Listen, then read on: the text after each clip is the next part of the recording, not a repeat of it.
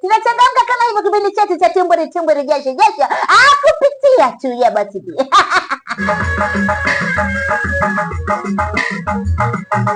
Mwimbaji wetu ni yule Nabii Fatuma Isa kutokea kule Unguja.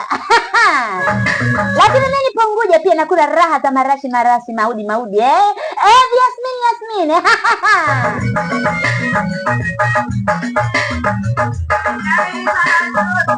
Madhira hujitakia. Anakuambia daima asiyosikia madhira hujitakia. Maana kila siku unaenda, kila siku jamani, usiende huko baadaye ataka aje huku tena. Unamwambia nenda huko.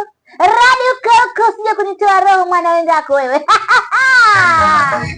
Wewe mwambie tumpe maneno ya karamu, mwambie mwana kishodo. Zode na wewe. Maana hata unamwambia kabisa tulia kwa mtoto hapa, tulia upate mapenzi, tulia upete haelewi.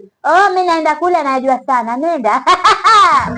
Yamekukuta madhira sasa unarudi kichwa chini miguu juu.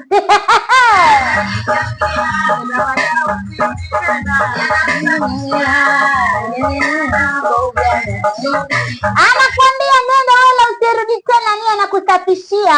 Endelea na wako ujana usije ukajijitia.